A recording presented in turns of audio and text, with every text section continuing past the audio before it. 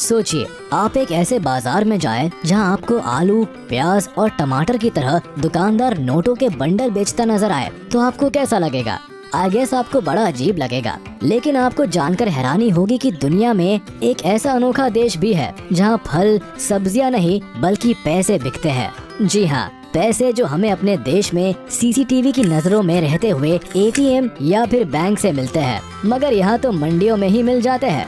अब इसके पीछे की वजह क्या है, ये जानने के लिए आपको हमारा आज का ये वीडियो अंत तक देखना पड़ेगा, जिसमें बात हो रही एक ऐसे देश की जहां नोट रद्दी की तरह बाजार में किलो के भाव मिल जाते हैं। तो चलिए फिर शुरू करते हैं आज का वीडियो।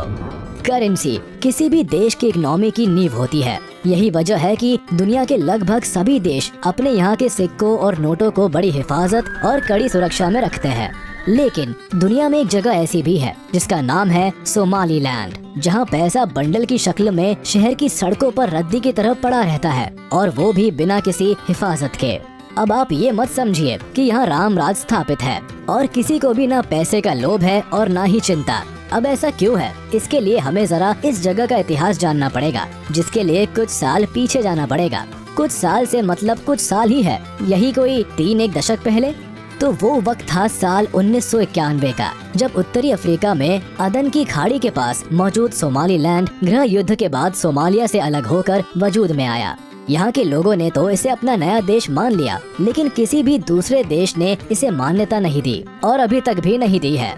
लेकिन मीडिया में छपी खबरें बताती है कि यहाँ के 40 लाख की आबादी खुद मुख्तार जमहूरियत का दावा करती है, मगर इस जगह की हैसियत बेहद गरीब मुल्क वाली है, क्योंकि यहाँ ना कोई सरकारी व्यवस्था लागू है और ना ही यहाँ के लोगों के लिए रोजगार का कोई साधन है। वैसे यहाँ से भारी मात्रा में ऊँटों का निर्यात होता है, लेकिन फिर भी इतना नहीं कि देश के लोग सुकून से और आराम से जिंदगी जी सके। यहाँ का ज्यादातर हिस्सा रेत की चादर से ढका रहता है। वहीं पानी की कमी की वजह से इलाके में सूखा पड़ जाना आम बात है। नतीजा, सोमालीलैंड में साधारण नहीं बल्कि गरीबी का स्तर बहुत भयंकर है, और यहाँ की करेंसी का नाम है सोमालीलैंड शिलिंग, जिसकी वैल्यू चूरन में मिलने वाले चिल्ड्रन बैंक के नोट जितनी है। मगर फिर भी यहाँ सोमालीलैंड शिलिंग के 500 और 1000 के नोट ही चलते हैं। बताया जाता है कि यहाँ एक अमेरिकन डॉलर के बदले 8500 से लेकर 9000 सोमालीलैंड शिलिंग के नोट मिल जाते हैं। वही अगर कोई $10 दे दे तो उसको नोटों की वैल्यू के हिसाब से नहीं बल्कि किलो के हिसाब से शिलिंग दिए जाते हैं, और वो भी 1-2 किलो नहीं, पूरे 50 किलो सोमालीलैंड शिलिंग। वही अगर यहाँ किसी को सिगरेट की तलब लग जाए और उसे एक सिगरेट खरीदनी हो तो उसे हमारे यहाँ की तरह 10 या फिर 20 या 22 रुपए नहीं बल्कि पूरे 500 या फिर 1000 शिलिंग का नोट चाहिए होता है। वही थैला भर सब्जी खरीदने के लिए थैला भर नोटों की जरूरत पड़ती है, और अगर किसी को गलती से कोई कीमती गहना खरीदना हो तो उसे शिलिंग के नोट से भरा ब्रीफकेस नहीं बल्कि ठेला गाड़ी दुकान तक ले जाना पड़ता है। अब यहाँ हम आपको ई रिक्शा या फिर टेम्पो का उदाहरण भी दे सकते हैं, लेकिन दिया नहीं, क्योंकि यहाँ पर एक पहिए वाली ठेला गाड़ी सबसे ज्यादा चलती है। यही वजह है कि यहाँ की राजधानी कही जाने वाली हर्षिगा के बाजारों में अक्सर लोग ठेला गाड़ी पर ही नोट लाद कर चलते हुए नजर आते हैं।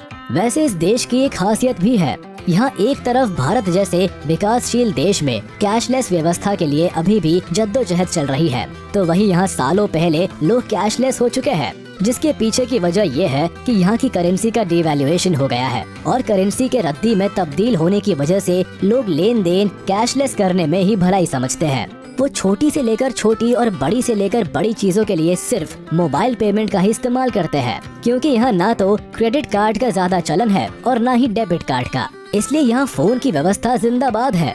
वैसे क्रेडिट और डेबिट कार्ड से याद आया कि इस देश में एक भी अंतर्राष्ट्रीय स्तर पर मान्यता प्राप्त बैंक भी नहीं है। ऐसे में ये बात स्वाभाविक हो जाती है कि यहाँ ना तो कोई बैंकिंग सिस्टम है और ना ही कोई एटीएम। यही वजह है कि आपको यहाँ भिखारी भी बहुत हाई टेक नजर आएगा, क्योंकि वो भी अपना लेन देन मोबाइल से ही करता दिखेगा। वैसे सबके कैशलेस हो जाने की वजह ये भी हो सकती है कि कौन छोटी मोटी खरीदारियों के लिए झोला भरकर नोट ढोता फिरे, इसलिए यहाँ आम और खास सभी कैश विहीन रहना ही पसंद करते हैं। फिर चाहे फुटपाथ पर सब्जी और फल बेचने वाले हो या फिर बड़ी बड़ी चमचमाती परचून और बाकी जरूरत के सामान वाली दुकानों पर बैठे धन्ना सेठ, कहीं भी चले जाओ, बस अपने मोबाइल से दुकानदार का मोबाइल नंबर या फिर QR कोड स्कैन करो, पैसे तुरंत ग्राहक के अकाउंट से दुकानदार के खाते में चले जाते हैं। वैसे सिर्फ सोमालीलैंड ही नहीं, अफ्रीका के कई छोटे बड़े देश कैश रखने का झंझट छोड़ कैशलेस वाली व्यवस्था की ओर तेजी से बढ़ रहे हैं। घाना, तंजानिया, युगांडा में भी मोबाइल बैंकिंग की क्रांति आ रखी है। इसी तरह केन्या में भी बड़ी तादाद में लोग एम-पैसा के जरिए भुगतान कर रहे हैं। वैसे अब आप ये मत मान लीजिएगा कि कैशलेस हो जाना कौन सी बड़ी बात है। हमारे देश में भी तो कई बड़े शहर लगभग पूरी तरह से कैशलेस हो चुके हैं। मगर सोमालीलैंड की खासियत है कि यहाँ के शहरों के साथ साथ गाँवों में भी लोग नोटों को भूल चुके हैं। BBC में छपी रिपोर्ट बताती है कि यहाँ के गाँवों में 60% से ज्यादा लोग अब अपने मोबाइल के जरिए ही पूरा लेन देन कर रहे हैं। साथ ही यहाँ 16 बरस से ज्यादा की उम्र वाले 88% लोगों के पास मोबाइल फोन है, जो उनके लिए बातचीत करने का तो जरिया है ही, मगर अब ये उनका निजी बैंक भी बन गया है।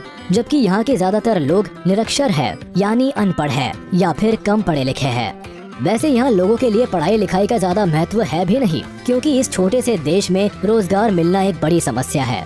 यहाँ के लोग मछली पालन और छोटे मोटे कामों में लगे रहते हैं, जिसमें उनकी सिर्फ आजीविकता चलती है। साथ ही ये देश अपने टूरिज्म सेक्टर पर भी बहुत ज्यादा निर्भर रहता है। बताया जाता है कि सोमालिया में बीचेस और यहाँ काफी रहस्यमय गुफाएं और जंगल है, जिस पर रिसर्च चलता रहता है और शोध से जुड़े लोग आए दिन यहाँ आते जाते रहते हैं। तो चलिए दोस्तों, पैसों के बाजार और सोमालीलैंड के बारे में बताता ये वीडियो यही खत्म होता है। उम्मीद है आपको ये पसंद आया होगा। आप अपने जेन्युइन रिव्यूज हमें कमेंट करके बता सकते हैं।